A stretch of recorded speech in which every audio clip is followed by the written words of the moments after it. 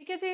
अगे आप देखते हैं उन्होंने रत्न, ठीक है, उन्होंने ज्वैल यानी कि उन्होंने 3 मुख रत्न सीगे, ठीक है, की सीगे 3 मुख रत्न, ठीक है।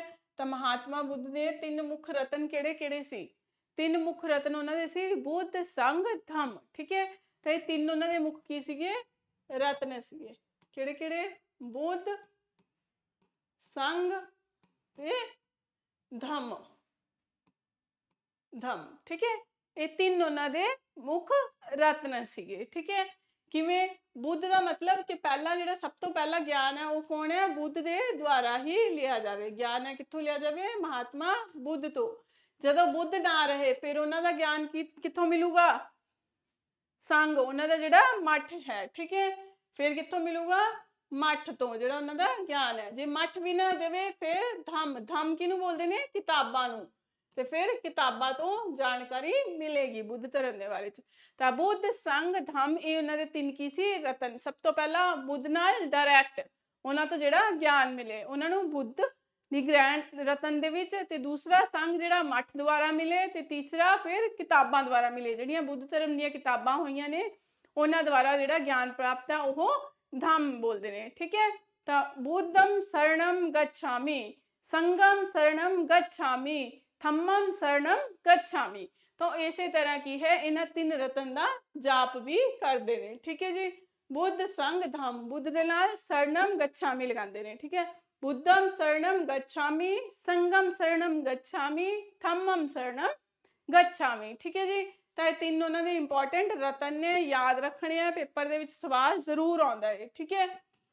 अगे देखते हैं आपां उन्हां दा हुण अंतिम समय, ठीक है जी। तो हुण जिहड़ा उन्हां दा अंतिम समय सीगा, ठीक है, वो कदों सी? ਉਹਦਾ ਜਿਹੜਾ समय है वो है 483 BC, ठीक है, 483 BC ਦੇ ਵਿੱਚ, ठीक है। 483 BC ਦੇ ਵਿੱਚ ਉਹਨਾਂ ਦਾ ਅੰਤਿਮ समय ਸੀਗਾ ਜਿਹੜਾ ਆਇਆ, ਤੇ ਉਹ ਕਿਹਾ ਜਾਂਦਾ ਕਿ ਉਹ ਕੀ ਸੀਗੇ? ਪਹਿਲਾਂ ਪਾਵਾਪੁਰੀ ਗਏ ਹੋਏ ਸੀ। ਪਾਵਾਪੁਰੀ ਵਿੱਚ ਕਿੰਨਾ ਦਾ ਹੋਇਆ ਸੀ? ਪਾਵਾਪੁਰੀ ਵਿੱਚ ਮਹਾਵੀਰ जैन धर्म के जिहड़े सीगे उन्हां दा अंतिम समय सीगा उत्थे ओह, ठीक है। तो जदों ओह पावापुरी पहुंचते हैं तो कहते उत्थे जैन धर्म का प्रचार बड़े ही जोरा शोरा ते सी। तो यह कहा जाता है कि उत्थे दे जिहड़े लोग सी जैन धर्म नाल बिलोंग करते सी, उन्हां ने किसी ना किसी ने इन्हां नूं की है कुछ खवाता, जिन्हां करके इन्हां दी तबीयत की होगी?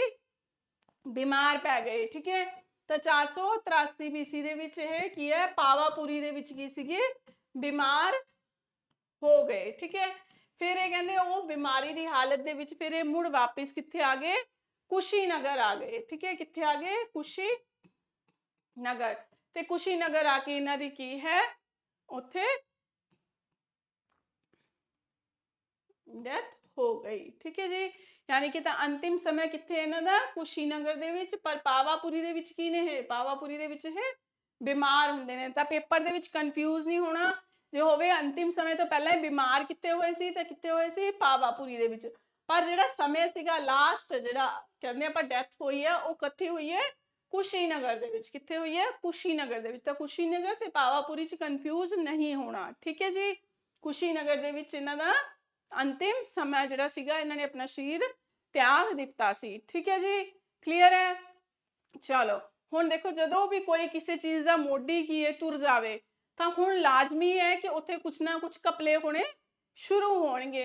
तो कहा जाता है इन्हां दे विच भी की हो गया? कुछ ना कुछ कुरीतियां देखण नूं मिलियां, ठीक है। तो 483 BC तो बाद यानी कि इन्हां तो बाद इन जैन बुद्ध धर्म दे विच भी की हो गया? कुरीतियां शामिल हो गईयां। बुद्ध धर्म दे विच भी की आ गईयां? कुरीतियां शामिल हो गई। हुण जदों कुरीतियां किसी च शामिल हो जांदियां ने तां फिर की हो जांदा है? विभाजन हो जाता है, ठीक है। साडी आम जिंदगी दे विच भी हुंदा है जदों घर दे मोडी साडे माँ बाप या दादा परदादा दादा दादी ये किने तुर जांदे ने, जदों ये इस दुनिया नूं अकाल चलाना कर जांदे ने तां फिर घरां दे विच भी की हो जांदा है? जे 2 भाई ने तां दोनां भाइयां दे विच की हो जांदा है? कुरीतियां आणियां शुरू हो जांदियां ने। किसी एक ना एक दे विच तां जरूर आउंदी है, ठीक है। तो उस कुरीति के कारण फिर घर दे की हो जांदे ने? बंटवारे हो जाते हैं, हो जाते हैं ना। तो इस तरह इत्थे भी की हो गया? इन्हां दियां विभाजन हो गया, ठीक है, विभाजन ਹੋ ਗਿਆ। ਵਿਭਾਜਨ ਹੋ ਕੇ ਇਹਨਾਂ ਦੀਆਂ ਕੀ ਹੈ, 2 ਸ਼ਾਖਾਵਾਂ ਬਣ ਗਈਆਂ। ਠੀਕ ਹੈ, 2 ਸ਼ਾਖਾਵਾਂ ਬਣ ਗਈਆਂ। ਠੀਕ ਹੈ, ਇੱਕ ਸੀਗੀ ਹੀਨਯਾਨ, ਕਿਹੜੀ ਸੀ, ਹੀਨਯਾਨ, ਤੇ ਦੂਸਰੀ ਸੀ ਮਹਾਯਾਨ। ਠੀਕ ਹੈ, ਮਹਾਯਾਨ। ਠੀਕ ਹੈ, ਹੁਣ ਪੇਪਰ ਦੇ ਵਿੱਚ ਸਵਾਲ ਆਂਦਾ ਹੈ ਕਿ ਸਭ ਤੋਂ ਜ਼ਿਆਦਾ ਜਿਹੜੀ ਇਹਨਾਂ ਦੀ ਕੈਟਾਗਰੀ ਹੈ, ਕਿਸ ਕੈਟਾਗਰੀ ਵਾਲਿਆਂ ਨੇ ਜ਼ਿਆਦਾ ਪ੍ਰਚਾਰ ਕਰਿਆ। ਠੀਕ ਹੈ, ਤਾਂ ਜ਼ਿਆਦਾ ਦੂਰ ਦੂਰ ਤੱਕ ਕਿਹੜੀ ਕੈਟਾਗਰੀ ਫੈਲੀ ਸੀ, ਮਹਾਯਾਨ। ਠੀਕ ਹੈ, ਕਿਹੜੀ ਕੈਟਾਗਰੀ ਫੈਲੀ, ਮਹਾਯਾਨ। ਠੀਕ ਹੈ, ਮਹਾਯਾਨ ਦੀਆਂ ਵੀ ਫਿਰ ਅੱਗੋਂ ਕਈ ਸ਼ਾਖਾ ਹੋ ਗਈਆਂ, ਉਹਨਾਂ ਦੇ ਵਿੱਚ ਕਿਹੜੀ ਸੀ ਸਭ ਤੋਂ ਜ਼ਿਆਦਾ, ਬ੍ਰਿਜਯਾਨ। ਠੀਕ ਹੈ, ਤਾਂ ਬ੍ਰਿਜਯਾਨ ਹੈ ਜਿਹੜੀ ਉਹ ਕੀ ਹੈ, ਉਹ ਵੀ ਬਹੁਤ ਦੂਰ ਤੱਕ ਫੈਲੀ। ਠੀਕ ਹੈ, ਬਹੁਤ ਜ਼ਿਆਦਾ ਫੈਲੀ। ਠੀਕ ਹੈ ਜੀ, ਬਾਹਰ ਜ਼ਿਆਦਾਤਰ ਸਾਊਥ ਈਸਟ ਦੇ ਵਿੱਚ ਕੀ ਹੈ, ਬੁੱਧ ਧਰਮ ਦਾ ਇਹਦਾ ਪ੍ਰਚਾਰ ਹੋਇਆ। ਸਾਊਥ ਈਸਟ ਦੇ ਵਿੱਚ ਜਿਵੇਂ ਕਿ ਚਾਈਨਾ, ਜਾਪਾਨ, ਸ਼੍ਰੀਲੰਕਾ। ਠੀਕ ਹੈ, ਇਹਨਾਂ ਸਾਰੀਆਂ ਜਗ੍ਹਾ ਦੇ ਵਿੱਚ ਕੀ ਹੈ, ਇਹਨਾਂ ਦਾ ਥਾਈਲੈਂਡ ਕੀ ਹੈ, ਬੌਧ ਧਰਮ ਦਾ ਬਹੁਤ ਜ਼ਿਆਦਾ ਇਹ ਸ਼ਾਖਾ ਜਿਹੜੀ ਹੈ ਫੈਲੀ ਬ੍ਰਿਜਯਾਨ ਦੇ ਵਿੱਚ। ਠੀਕ ਹੈ, ਤੇ ਇੱਕ ਸਾਡੀ ਕੀ ਹੈ ਇੱਥੇ ਵਿਕਰਮਸ਼ੀਲਾ ਯੂਨੀਵਰਸਿਟੀ ਵੀ ਹੈ, ਵਿਕਰਮਸ਼ੀਲਾ, ਵਿਕਰਮਸ਼ੀਲਾ ਯੂਨੀਵਰਸਿਟੀ। ਠੀਕ ਹੈ, ਇਹ ਵਿਕਰਮਸ਼ੀਲਾ ਯੂਨੀਵਰਸਿਟੀ ਵੀ ਕਿਹਦੀ ਹੈ, ਇਹ ਬ੍ਰਿਜਯਾਨ ਦੀ ਹੀ ਸ਼ਾਖਾ ਹੈ। ਪੇਪਰ ਦੇ ਵਿੱਚ ਆਇਆ ਹੋਇਆ ਕਿੱਥੇ ਹੈ, ਇਹ ਭਾਗਲਪੁਰ। ਠੀਕ ਹੈ, ਭਾਗਲਪੁਰ ਦੇ ਵਿੱਚ ਇਹ ਹੈਗੀ ਹੈ ਵਿਕਰਮਸ਼ੀਲਾ ਯੂਨੀਵਰਸਿਟੀ। ਕਿੱਥੇ ਹੈ, ਭਾਗਲਪੁਰ ਦੇ ਵਿੱਚ ਹੈ। ਠੀਕ ਹੈ ਜੀ, ਤਾਂ ਪਤਾ ਚੱਲ ਗਿਆ ਮਹਾਯਾਨ ਦੀ ਕਿਹੜੀ ਯੂਨੀਵਰਸਿਟੀ ਹੈ, ਮਹਾਯਾਨ ਕਹੋ ਜਾਂ ਬ੍ਰਿਜਯਾਨ ਕਹੋ। ਠੀਕ ਹੈ, ਬ੍ਰਿਜਯਾਨ ਕਿਹਦਾ ਹਿੱਸਾ ਹੈ, ਮਹਾਯਾਨ ਦਾ ਹੀ ਕੈਟਾਗਰੀ ਹੈ। ਠੀਕ ਹੈ, ਸਬ ਕੈਟਾਗਰੀ ਹੈ ਉਹਦੀ।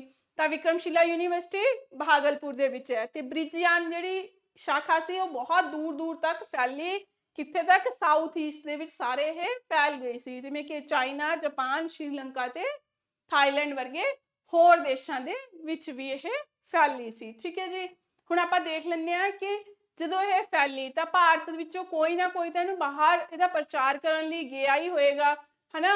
ਤਾਂ ਸਭ ਤੋਂ ਪਹਿਲਾ ਭਾਰਤੀ ਜਿਹੜਾ ਸੀਗਾ ਇਹਦਾ ਪ੍ਰਚਾਰ ਕਰਨ ਲਈ ਆਊਟਸਾਈਡ ਦਾ ਇੰਡੀਆ ਗਿਆ, ਉਹ ਕੌਣ ਸੀ, ਰਾਜਾ ਅਸ਼ੋਕ। ਠੀਕ ਹੈ, ਕਿੰਗ ਅਸ਼ੋਕਾ, ਸੁਣਿਆ ਨਾ, ਆਦਿ ਮਾਤਰਾ, ਕਿੰਗ ਅਸ਼ੋਕਾ। ਤਾਂ ਫਰਸਟ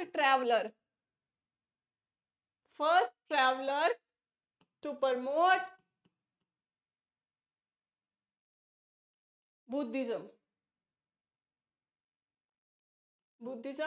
outside the India। ठीक है, outside India। ਤਾਂ ਇੰਡੀਆ ਤੋਂ ਆਊਟਸਾਈਡ ਸਭ ਤੋਂ ਪਹਿਲਾਂ ਕੌਣ ਗਿਆ ਸੀਗਾ, ਅਸ਼ੋਕ। ਠੀਕ ਹੈ, ਅਸ਼ੋਕਾ, ਕਿੰਗ ਅਸ਼ੋਕ ਗਿਆ ਸੀ। ਠੀਕ ਹੈ, ਹੁਣ ਜਦੋਂ ਰਾਜਾ ਹੀ ਖੁਦ ਜਾਣ ਲੱਗ ਜੇ ਤਾਂ ਫਿਰ ਬਾਕੀ ਜਿਹੜੇ ਮੱਠ ਦੇ ਚੇਲੇ ਨੇ ਉਹ ਵੀ ਕੀ ਹੋਣਗੇ, ਉਹਨਾਂ ਨੂੰ ਵੀ ਹੁੰਦਾ ਨਾ, ਜਦੋਂ ਸਾਡਾ ਹੈਡ ਹੀ ਉਹ ਕੰਮ ਕਰਨ ਲੱਗ ਪਏ ਤਾਂ ਬਾਕੀ ਦੇ ਸਾਰੇ ਕੀ ਨੇ, ਉਸੇ ਨੂੰ ਹੀ ਫੋਲੋ ਕਰਨ ਲੱਗ ਜਾਂਦੇ ਨੇ।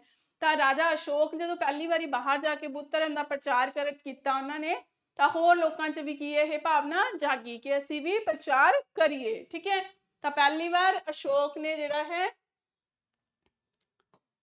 ਠੀਕ ਹੈ, ਤਾਂ ਨੇਪਾਲ ਦੇ ਵਿੱਚ ਕਿਹਨੇ ਕਰਿਆ ਇਹ ਸਭ ਤੋਂ ਪਹਿਲਾਂ, ਪੰਜਾਬੀ ਦੇ ਵਿੱਚ ਹੀ ਲਿਖ ਦਈਏ। ਤਾਂ ਨੇਪਾਲ ਦੇ ਵਿੱਚ ਜਿਹੜਾ ਪ੍ਰਚਾਰ ਹੈ ਉਹ ਕਿਹਨੇ ਕਰਿਆ, ਰਾਜਾ ਅਸ਼ੋਕ ਨੇ। ਕਿਹਨੇ ਕਰਿਆ ਸੀ, ਰਾਜਾ ਅਸ਼ੋਕ ਨੇ। ਠੀਕ ਹੈ, ਫਿਰ ਸ਼੍ਰੀਲੰਕਾ ਦੇ ਵਿੱਚ, ਸ਼੍ਰੀਲੰਕਾ ਨੂੰ ਉਹਨਾਂ ਸਮਿਆਂ ਦੇ ਵਿੱਚ ਸਿਲੋਨ ਕਿਹਾ ਜਾਂਦਾ ਸੀ, ਤਾਂ ਪੇਪਰ ਦੇ ਵਿੱਚ ਜੇ ਸਿਲੋਨ ਆਏ ਤਾਂ ਕਨਫਿਊਜ਼ ਨਹੀਂ ਹੋਣਾ। ਠੀਕ ਹੈ, ਤਾਂ ਸ਼੍ਰੀਲੰਕਾ ਦੇ ਵਿੱਚ ਪ੍ਰਚਾਰ ਕਿਹਨੇ ਕੀਤਾ, ਰਾਜਾ ਅਸ਼ੋਕ ਦੇ ਬੱਚਿਆਂ ਨੇ। ਰਾਜਾ ਅਸ਼ੋਕ ਦਾ ਬੇਟਾ ਜਿਹਦਾ ਨਾਮ ਸੀ ਮਹਿੰਦਰ ਤੇ ਬੇਟੀ ਸੰਘਮਿਤਰਾ। ਠੀਕ ਹੈ, ਸੰਘਮਿਤਰਾ ਨੂੰ ਰਾਜਾ ਅਸ਼ੋਕ ਨੇ ਭੇਜਿਆ ਸੀ। ਠੀਕ ਹੈ, ਠੀਕ ਹੈ, ਕਿੱਥੇ, ਸ਼੍ਰੀਲੰਕਾ ਦੇ ਵਿੱਚ। ਠੀਕ ਹੈ ਜੀ, ਉਸ ਤੋਂ ਬਾਅਦ ਹੈ ਚੀਨ। ਚੀਨ ਦੇ ਵਿੱਚ ਜਿਹੜਾ ਪ੍ਰਚਾਰ ਕਰਿਆ ਉਹ ਕਿਹਨੇ ਕਰਿਆ, ਆਚਾर्य ਕੌਣ ਸੀਗੇ ਇਹ, ਆਚਾर्य ਦੇਵਾਰਿਦ। ਠੀਕ ਹੈ, ਆਚਾर्य ਦੇਵਾਰਿਦ ਨੇ ਚੀਨ ਦੇ ਵਿੱਚ ਬੁੱਧ ਧਰਮ ਦਾ ਪ੍ਰਚਾਰ ਕਰਿਆ।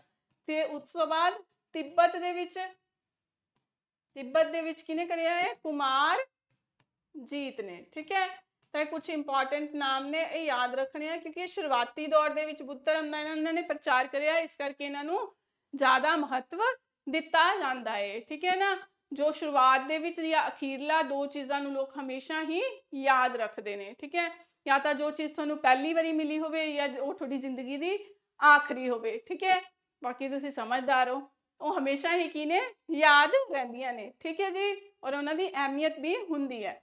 ਤਾਂ ਯਾਦ ਰੱਖਣੇ ਆ, ਨੇਪਾਲ ਦੇ ਵਿੱਚ ਰਾਜਾ ਅਸ਼ੋਕ ਗਿਆ ਸੀ, ਫਿਰ ਉਹਨੇ ਆਪਣੇ ਬੇਟਾ ਬੇਟੀ ਮਹਿੰਦਰ ਤੇ ਸੰਗਮਿਤਰਾ ਨੂੰ ਸਿਲੋਨ ਯਾਨੀ ਕਿ ਸ਼੍ਰੀਲੰਕਾ ਭੇਜਿਆ। ਚੀਨ ਦੇ ਵਿੱਚ ਆਚਾਰਿਆ ਦੇਵਾਰੀਦ ਗਏ ਸੀ ਤੇ ਤਿੱਬਤ ਦੇ ਵਿੱਚ ਕੌਣ ਗਿਆ ਸੀ? ਕੁਮਾਰ ਜੀਤ ਗਏ ਸੀ। ਠੀਕ ਹੈ, ਤਾਂ ਇਹਨਾਂ ਨੇ ਅੱਡ-ਅੱਡ ਦੇਸ਼ਾਂ ਦੇ ਵਿੱਚ ਆਪਣਾ ਕੀ ਹੈ? ਬੌਧ ਧਰਮ ਦਾ ਪ੍ਰਚਾਰ ਕਰਨਾ ਸ਼ੁਰੂ ਕਰ ਦਿੱਤਾ। ਠੀਕ ਹੈ, ਤਾਂ ਇਹ ਸੀਗਾ ਬੁੱਧ ਧਰਮ ਦੇ ਬਾਰੇ ਚ ਕੁਝ ਗੱਲਾਂ।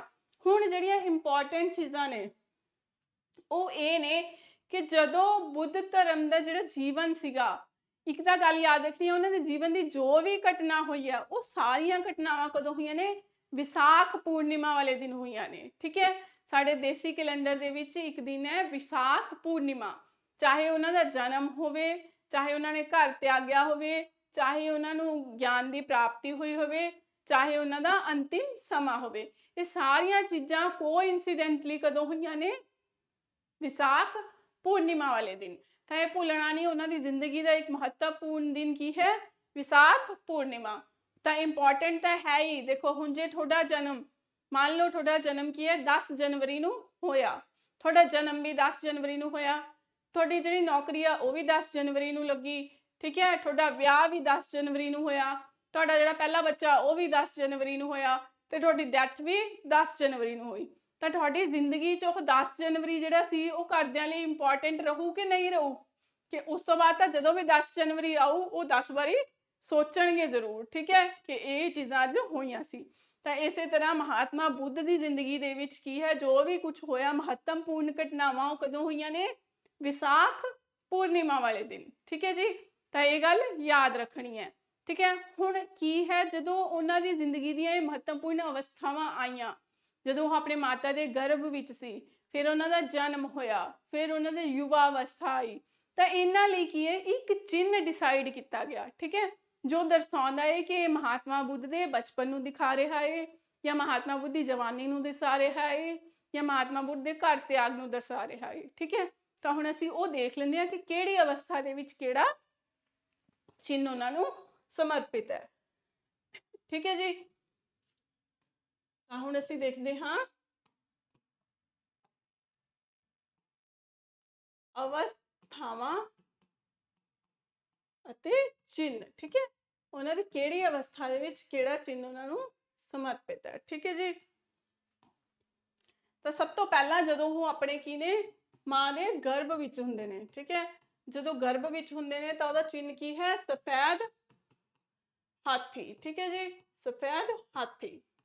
ਤੇ ਸਫੈਦ ਹਾਥੀ ਹੈ ਤਾਂ ਮਤਲਬ ਕੀ ਦਰਸਾ ਰਿਹਾ ਹੈ? ਕਿ ਉਹ ਆਪਣੇ ਮਾਤਾ ਦੇ ਗਰਭ ਵਿੱਚ ਨੇ। ਠੀਕ ਹੈ, ਦੂਸਰਾ ਫਿਰ ਜਦੋਂ ਉਹਨਾਂ ਦਾ ਜਨਮ ਹੋ ਜਾਂਦਾ ਹੈ, ਜਨਮ ਹੋ ਜਾਂਦਾ ਤਾਂ ਕੀ ਹੈ? ਕਮਲ, ਕਮਲ ਦਾ ਫੁੱਲ। ਠੀਕ ਹੈ, ਕਮਲ ਦਾ ਫੁੱਲ ਹੈ ਉਹਨਾਂ ਦਾ ਚਿੰਨ੍ਹ। ਫਿਰ ਕੀ ਹੈ? ਜਵਾਨੀ, ਯੁਵਾ ਅਵਸਥਾ। ਠੀਕ ਹੈ, ਪ੍ਰੌੜ ਅਵਸਥਾ ਜਿਹਨੂੰ ਕਹਿ ਦਿੰਦੇ ਨੇ। ਠੀਕ ਹੈ, ਤਾਂ ਪ੍ਰੌੜ ਅਵਸਥਾ ਵਿੱਚ ਕੀ ਹੁੰਦਾ? ਬੰਦਾ ਕੀ ਹੈ? ਕਿਸੇ ਨੂੰ ਕੁਝ ਸਮਝਦਾ ਹੀ ਨਹੀਂ, ਸਾਂਢ। ਠੀਕ ਹੈ, ਤਾਂ ਕਿਹੜਾ ਹੈ ਉਹਨਾਂ ਦਾ ਸਿੰਬਲ? ਸਾਂਢ ਹੈ। ਕਦੋਂ? ਜਦੋਂ ਉਹ ਜਵਾਨੀ 'ਚ ਹੁੰਦੇ ਨੇ। ਠੀਕ ਹੈ, ਫਿਰ ਘਰ ਤਿਆਗ, ਜਦੋਂ ਉਹਨਾਂ ਨੇ ਘਰ ਤਿਆਗਿਆ, ਘਰੋਂ ਕੀ ਹੁੰਦਾ? ਬੰਦਾ ਭੱਜਦਾ ਏ, ਹਨਾ? ਆਪਾਂ ਕਹਿੰਦੇ ਆ ਕਿ ਭੱਜਦਾ ਏ। ਭੱਜਣ ਲਈ ਕੀ ਚਾਹੀਦਾ ਹੈ? ਘੋੜਾ। ਠੀਕ ਹੈ, ਕਿਹਦੇ ਤੇ ਭੱਜਦੇ ਆ ਜ਼ਿਆਦਾਤਰ? ਘੋੜਾ। ਤਾਂ ਘਰ ਤਿਆਗ ਲਈ ਘੋੜਾ। ਠੀਕ ਹੈ, ਫਿਰ ਉਹਨਾਂ ਨੂੰ ਗਿਆਨ ਦੀ ਪ੍ਰਾਪਤੀ ਹੋ ਜਾਂਦੀ ਹੈ। ਠੀਕ ਹੈ, ਗਿਆਨ ਪ੍ਰਾਪਤੀ। ਠੀਕ ਹੈ, ਤਾਂ ਜਦੋਂ ਗਿਆਨ ਦੀ ਪ੍ਰਾਪਤੀ ਹੁੰਦੀ ਹੈ ਤਾਂ ਉਹਦਾ ਕੀ ਹੈ ਚਿੰਨ੍ਹ? ਬੋਧੀ ਜਾਂ ਫਿਰ ਪਿੱਪਲ ਦਾ ਪੇੜ, ਪਿੱਪਲ ਦਾ ਪੇੜ। ਠੀਕ ਹੈ ਜੀ, ਹੁਣ ਗਿਆਨ ਮਿਲ ਗਿਆ ਤਾਂ ਇੱਧਰ ਉੱਧਰ ਜਾਣਗੇ, ਤਾਂ ਜਿੱਥੇ ਜਿੱਥੇ ਉਹਨਾਂ ਦੇ ਗਿਆਨ ਮਿਲ ਗਿਆ ਤਾਂ ਜਿੱਥੇ ਜਿੱਥੇ ਹੁਣ ਕੀ ਆ ਉਹ ਗਏ। ਠੀਕ ਹੈ, ਜਿੱਥੇ ਜਿੱਥੇ ਉਹ ਪ੍ਰਚਾਰ ਲਈ ਗਏ, ਤਾਂ ਪ੍ਰਚਾਰ ਲਈ ਗਏ ਤਾਂ ਉਹਨਾਂ ਦਾ ਚਿੰਨ੍ਹ ਕੀ ਹੋ ਗਿਆ? ਪਦ, ਜਿੱਥੇ ਜਿੱਥੇ ਉਹਨਾਂ ਦੇ ਪੈਰ ਪਏ, ਯਾਨੀ ਕਿ ਫੁੱਟਪ੍ਰਿੰਟਸ। ਠੀਕ ਹੈ, ਪਦ ਮਤਲਬ ਫੁੱਟਪ੍ਰਿੰਟਸ। ਠੀਕ ਹੈ, ਜਿੱਥੇ ਜਿੱਥੇ ਪ੍ਰਚਾਰ ਲਈ ਗਏ। ਸੱਤਵਾਂ, ਫਿਰ ਉਹਨਾਂ ਨੇ ਕੀ ਹੈ? ਉਪਦੇਸ਼ ਦਿੱਤੇ। ਤਾਂ ਜਦੋਂ ਉਪਦੇਸ਼ ਦਿੱਤੇ ਤਾਂ ਉਹਨਾਂ ਦਾ ਕੀ ਹੋ ਗਿਆ? ਚੱਕਰ। ਠੀਕ ਹੈ, ਤਾਂ ਉਦੋਂ ਕੀ ਹੋ ਗਿਆ? ਚੱਕਰ ਹੋ ਗਿਆ। ਠੀਕ ਹੈ, ਤੇ ਲਾਸਟ ਜਦੋਂ ਉਹਨਾਂ ਦਾ ਅੰਤਿਮ ਸਮੇਂ ਹੁੰਦਾ ਹੈ, ਜਾਂ ਕਹਿ ਸਕਦੇ ਹੋ ਡੈਥ ਦਾ ਸਮਾਂ ਹੋ ਗਿਆ, ਤਾਂ ਉਦੋਂ ਕੀ ਹੋ ਗਿਆ? ਉਹਨਾਂ ਦਾ ਸਿੰਬਲ, ਚਿੰਨ੍ਹ ਕੀ ਹੈ? ਸਤੂਪ। ਠੀਕ ਹੈ ਜੀ, ਤਾਂ ਮਹਾਤਮਾ ਬੁੱਧ ਦੇ ਬਹੁਤ ਸਾਰੇ ਕੀ ਨੇ? ਸਤੂਪ ਨੇ। ਠੀਕ ਹੈ, ਤੇ ਯਾਦ ਰੱਖਣੇ ਨੇ ਇਹ ਸਾਰੇ ਚਿੰਨ੍ਹ, ਪੇਪਰ ਦੇ ਵਿੱਚ ਆਉਂਦੇ ਨੇ ਕਿ ਕਮਲ ਦਾ ਫੁੱਲ ਹੈ ਜਿਹੜਾ ਉਹ ਕਿਸ ਅਵਸਥਾ ਨੂੰ ਦਰਸਾ ਰਿਹਾ ਹੈ। ਤਾਂ ਕਿਸ ਅਵਸਥਾ ਨੂੰ ਦਰਸਾ ਰਿਹਾ ਹੈ? ਜਨਮ ਦੀ ਅਵਸਥਾ ਨੂੰ। ਠੀਕ ਹੈ ਜੀ, ਕਿਹਨੂੰ? ਜਨਮ ਦੀ ਅਵਸਥਾ ਨੂੰ ਯਾਦ ਰੱਖਣਾ। ਜਦੋਂ ਗਿਆਨ ਪ੍ਰਾਪਤੀ ਹੈ ਤਾਂ ਇਹਦੇ ਲਈ ਇੱਕ ਸ਼ਬਦ ਦਾ ਇਸਤੇਮਾਲ ਹੁੰਦਾ, ਉਹ ਹੁੰਦਾ ਹੈ ਨਿਰਵਾਣ। ਠੀਕ ਹੈ, ਤਾਂ ਕੁਐਸਚਨ ਆ ਜਾਂਦਾ ਕਿ ਨਿਰਵਾਣ ਦੇ ਸਮੇਂ ਚਿੰਨ੍ਹ ਕੀ ਸੀ? ਤਾਂ ਕੀ ਬੋਲਾਂਗੇ? ਬੋਧੀ ਟਰੀ। ਔਰ ਘਰ ਤਿਆਗ ਲਈ ਇੱਕ ਸ਼ਬਦ ਹੈ ਮਹਾਭਿਨੀਸ਼, ਭਿਨੀਸ਼ ਕਰਮ। ਠੀਕ ਹੈ, ਮਹਾਭਿਨੀਸ਼ ਕਰਮ ਕਿਹਨੂੰ ਕਿਹਾ ਗਿਆ ਹੈ? ਘਰ ਤਿਆਗ ਨੂੰ। ਠੀਕ ਹੈ, ਘਰ ਤਿਆਗ ਨੂੰ ਕੀ ਕਿਹਾ ਗਿਆ? ਮਹਾਭਿਨੀਸ਼ ਕਰਮ। ਤੇ ਗਿਆਨ ਦੀ ਪ੍ਰਾਪਤੀ ਨੂੰ ਨਿਰਵਾਣ। ਠੀਕ ਹੈ, ਜਿੱਥੇ ਜਿੱਥੇ ਪ੍ਰਚਾਰ ਕਰਿਆ ਉਹਨੂੰ ਵੀ ਕੀ ਬੋਲਦੇ ਨੇ? ਨਿਰਵਾਣ। ਠੀਕ ਹੈ, ਕਲੀਅਰ ਹੈ। ਤੇ ਜਿਹੜਾ ਡੈਥ ਦਾ ਸਮਾਂ ਹੈ ਉਹਨਾਂ ਦਾ, ਇਹਨੂੰ ਬੋਲਦੇ ਨੇ ਮਹਾ ਪਰਿਨਿਰਵਾਣ। ਠੀਕ ਹੈ, ਮਹਾਪਰਿਨਿਰਵਾਣ ਯਾਦ ਰੱਖਣਾ ਹੈ। ਠੀਕ ਹੈ, ਮਹਾਪਰਿਨਿਰਵਾਣ।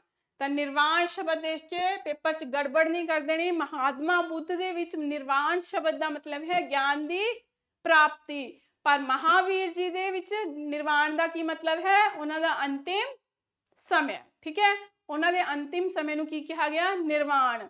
ਪਰ ਇਹਨਾਂ ਦੀ ਗਿਆਨ ਪ੍ਰਾਪਤੀ ਨੂੰ ਕੀ ਕਿਹਾ ਗਿਆ ਹੈ? ਨਿਰਵਾਣ। ਤੇ ਅੰਤਿਮ ਸਮੇਂ ਨੂੰ ਮਹਾਪਰਿਨਿਰਵਾਣ। ਠੀਕ ਹੈ ਜੀ, ਕਲੀਅਰ ਹੈ। ਠੀਕ ਹੈ, ਤੇ ਇਹ ਅਵਸਥਾਵਾਂ ਤੇ ਚਿੰਨ੍ਹ ਆਪਾਂ ਯਾਦ ਰੱਖਣੇ ਨੇ, ਵੈਰੀ ਵੈਰੀ ਇੰਪੋਰਟੈਂਟ ਨੇ, ਇਹਨਾਂ ਤੇ ਪ੍ਰਸ਼ਨ ਜ਼ਰੂਰ ਆਉਂਦਾ ਹੈ। ਠੀਕ ਹੈ ਜੀ, ਤਾਂ ਇਹ ਸੀਗਾ ਬੁੱਧ ਧਰਮ ਦੇ ਬਾਰੇ 'ਚ। ਤਾਂ ਹੁਣ ਇੱਥੇ ਕੀ ਹੈ? ਮਹਾਤਮਾ ਬੁੱਧ ਬਾਰੇ ਆਪਾਂ ਸਾਰੀਆਂ ਗੱਲਾਂ ਦੇਖ ਲਈਆਂ ਕਿ ਉਸ ਸਮੇਂ ਕਿਹੜੀ ਕਿਹੜੀ ਚੀਜ਼ ਸੀ, ਕਿਹੜੇ ਸਿਧਾਂਤ ਸੀ, ਇਹਨਾਂ ਨੇ ਕਿਹੜੇ ਰਤਨ ਸੀ। ਠੀਕ ਹੈ, ਕੌਣ ਇਹਨਾਂ ਦੇ ਮਿੱਤਰ ਪਿਆਰੇ ਸੀ, ਕੌਣ ਪਰਿਵਾਰ ਸੰਬੰਧੀ ਸੀ, ਇਹ ਰਿਲੇਟਿਵਸ ਹੈ ਨਾ। ਤੇ ਸਾਰੀਆਂ ਗੱਲਾਂ ਅਸੀਂ ਕੀ ਹੈ? ਦੇਖ ਲਿਆ। ਹੁਣ ਸਾਡੀ ਇੱਕ ਮੇਨ ਚੀਜ਼ ਰਹਿ ਗਈ ਜਿਹੜੀ ਕਿ ਜ਼ਰੂਰੀ ਹੁੰਦੀ ਹੈ ਕਿਸੇ ਵੀ ਧਰਮ ਦੇ ਲਈ, ਕੀ ਹੈ? ਜ਼ਰੂਰੀ ਹੈ ਕਿ ਕੁਝ ਸਮੇਂ ਬਾਅਦ ਉੱਥੇ ਮੀਟਿੰਗਸ ਦਾ ਹੋਣਾ। ਤਾਂ ਬੁੱਧ ਧਰਮ ਦੇ ਵਿੱਚ ਵੀ ਕੁਝ ਮੀਟਿੰਗ ਹੋਈਆਂ। ਉਹਨਾਂ ਦੇ ਧਰਮ ਦੇ ਵਿੱਚ ਕਿੰਨੀਆਂ ਮੀਟਿੰਗ ਹੋਈਆਂ? 4 ਮੀਟਿੰਗਸ ਹੋਈਆਂ। ਠੀਕ ਹੈ, ਤਾਂ ਹੁਣ ਅਸੀਂ ਇੱਕ ਇੱਕ ਕਰਕੇ ਉਹਨਾਂ ਮੀਟਿੰਗਸ ਨੂੰ ਦੇਖਾਂਗੇ। ਠੀਕ ਹੈ ਜੀ, ਤਾਂ ਬੁੱਧ ਧਰਮ ਦੇ ਵਿੱਚ ਮੀਟਿੰਗਾਂ ਕਿੰਨੀਆਂ ਮੀਟਿੰਗਾਂ ਹੋਈਆਂ? ਬੁੱਧ ਧਰਮ ਦੇ ਵਿੱਚ 4 ਮੀਟਿੰਗਸ ਹੋਈਆਂ। ਠੀਕ ਹੈ ਜੀ, ਕਿੰਨੀਆਂ ਮੀਟਿੰਗਸ ਹੋਈਆਂ? 4। ਠੀਕ ਹੈ, ਤਾਂ ਇੱਕ ਇੱਕ ਕਰਕੇ ਅਸੀਂ ਦੇਖ ਲੈਂਦੇ ਹਾਂ। ਪਹਿਲੀ ਮੀਟਿੰਗ ਹੋਈ 483 BC ਦੇ ਵਿੱਚ। ਠੀਕ ਹੈ, ਦੂਸਰੀ ਮੀਟਿੰਗ ਹੋਈ 383 BC ਦੇ ਵਿੱਚ। ਤੀਸਰੀ ਮੀਟਿੰਗ ਜਿਹੜੀ ਹੋਈ ਸੀ ਉਹ ਸੀ 255 BC ਦੇ ਵਿੱਚ। ਠੀਕ ਹੈ, ਤੇ ਚੌਥੀ ਮੀਟਿੰਗ ਸੀ ਜਿਹੜੀ ਉਹ ਸੀਗੀ 78 AD ਦੇ ਵਿੱਚ। ਠੀਕ ਹੈ ਜੀ, ਯਾਨੀ ਕਿ ਪਹਿਲੀ ਸਦੀ ਚੜ ਗਈ ਸੀ ਉਰੇ। ਠੀਕ ਹੈ, ਕਲੀਅਰ ਹੈ।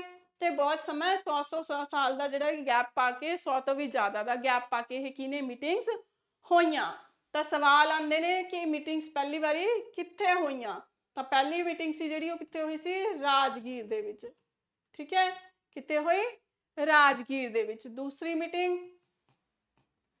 ਵੈਸ਼ਾਲੀ ਦੇ ਵਿੱਚ। ਕਿੱਥੇ ਹੋਈ ਸੀ? ਵਿਸ਼ਾਲੀ ਦੇ ਵਿੱਚ। ਤੇ ਤੀਸਰੀ ਮੀਟਿੰਗ ਪਾਟਲੀਪੁੱਤਰ 'ਚ। ਕਿੱਥੇ ਹੋਈ? ਪਾਟਲੀਪੁੱਤਰ। ਤੇ ਚੌਥੀ ਮੀਟਿੰਗ ਜਿਹੜੀ ਸੀ ਇਹ ਕਿੱਥੇ ਹੋਈ? ਕੁੰਡਲਵਨ। ਠੀਕ ਹੈ, ਕੁੰਡਲਵਨ ਦੇ ਵਿੱਚ ਹੋਈ। ਕੁੰਡਲਗ੍ਰਾਮ ਨਹੀਂ ਕਰ ਦੇਣਾ। ਕੁੰਡਲਗ੍ਰਾਮ ਪਤਾ ਨਾ ਕਿੱਥੇ ਹੈ? ਕੀ ਸੀ? ਮਹਾਵੀਰ ਦਾ ਜਨਮ ਸਥਾਨ। ਰਾਜਗੀਰ ਕਿੱਥੇ ਹੈ? ਬਿਹਾਰ ਦੇ ਵਿੱਚ। ਵਿਸ਼ਾਲੀ ਕਿੱਥੇ ਹੈ? ਬਿਹਾਰ ਦੇ ਵਿੱਚ। ਪਾਟਲੀਪੁੱਤਰ ਕਿੱਥੇ ਹੈ? ਬਿਹਾਰ ਦੇ ਵਿੱਚ। ਤੇ ਕੁੰਡਲਵਨ ਕਿੱਥੇ ਹੈ? ਜੰਮੂ ਐਂਡ ਕਸ਼ਮੀਰ ਦੇ ਵਿੱਚ। ਠੀਕ ਹੈ, ਤਾਂ ਗੜਬੜ ਨਹੀਂ ਕਰਨਾ, ਸਮੇਂ ਵੀ ਬਦਲ ਗਿਆ, BC ਤੋਂ AD ਆ ਗਿਆ। ਠੀਕ ਹੈ, ਤਾਂ ਕੁੰਡਲਵਨ ਕਿੱਥੇ ਹੈ? ਬਿਹਾਰ ਦੇ ਵਿੱਚ। ਹੁਣ ਇਹ ਮੀਟਿੰਗਸ ਹੋ ਤਾਂ ਗਈਆਂ, ਇਹ ਮੀਟਿੰਗਸ ਬੁਲਵਾਈਆਂ ਵੀ ਤਾਂ ਹੋਣਗੀਆਂ ਨਾ ਕਿਸੇ ਨੇ। ਕਿਸੇ ਰਾਜੇ ਨੇ, ਕਿਸੇ ਹੈਡ ਤਾਂ ਕੋਈ ਹੋਏਗਾ ਇਹਨਾਂ ਦਾ, ਤਾਂ ਉਹ ਹੈਡ ਕੌਣ ਸੀ ਉਹ ਅਸੀਂ ਦੇਖ ਲੈਂਦੇ ਹਾਂ। ਜਿਹੜੀ ਪਹਿਲੀ ਮੀਟਿੰਗ ਸੀ 483 ਦੇ ਵਿੱਚ ਰਾਜਗੀਰ ਦੇ ਵਿੱਚ ਰੱਖੀ ਗਈ। ਇਹ ਰਾਜਗੀਰ ਹੁਣ ਜਿਹਦੇ ਅੰਡਰ ਹੋਊਗਾ ਉਹੀ ਬੁਲਾ ਸਕਦਾ ਉੱਥੇ, ਹਨਾ। ਜਣਾ ਖਣਾ ਤਾਂ ਆਪਣੇ ਕੈਪੀਟਲ ਦੇ ਵਿੱਚ ਕੋਈ ਆਉਣ ਨਹੀਂ ਦਊ। ਤਾਂ ਕੌਣ ਸੀ ਉਸ ਸਮੇਂ, ਕਿਹਨੇ ਬੁਲਾਈ ਇਹ? ਅਜਾਤ ਸ਼ਤਰੂ ਨੇ। ਕਿਹਨੇ ਕਰਵਾਈ ਸੀ ਇਹ? ਅਜਾਤ ਸ਼ਤਰੂ ਨੇ। ਰਾਜਾ ਸੀ ਇਹ, ਠੀਕ ਹੈ, ਮਗਧ ਦਾ। ਦੂਸਰੀ 383 BC ਦੇ ਵਿੱਚ ਜਿਹੜੀ ਵਿਸ਼ਾਲੀ ਦੇ ਵਿੱਚ ਹੋਈ, ਇਹ ਕਿਹਨੇ ਕਰਾਈ ਸੀ? ਕਾਲਾ ਸ਼ੋਕ। ਕਿਹਨੇ ਕਰਵਾਈ? ਕਾਲਾ ਸ਼ੋਕ ਨੇ ਕਰਵਾਈ। ਇਹ ਵੀ ਰਾਜਾ ਸੀਗਾ, ਠੀਕ ਹੈ। ਦੂਸਰਾ, ਤੀਸਰੀ ਹੈ ਸਾਡੀ ਪਾਟਲੀਪੁੱਤਰ। ਪਾਟਲੀਪੁੱਤਰ ਦੇ ਵਿੱਚ ਕਿਹਨੇ ਕਰਵਾਈ? ਰਾਜਾ ਅਸ਼ੋਕ। ਦੱਸਿਆ ਸੀ ਨਾ, first traveller outside the India to promote the Buddhism. ਕੌਣ ਸੀ? ਅਸ਼ੋਕ। ਤੇ ਚੌਥੀ ਹੈ ਜਿਹੜੀ, ਉਹ ਕੌਣ ਸੀ? ਅਸ਼ੋਕ ਦੁਤੀਏ, ਠੀਕ ਹੈ।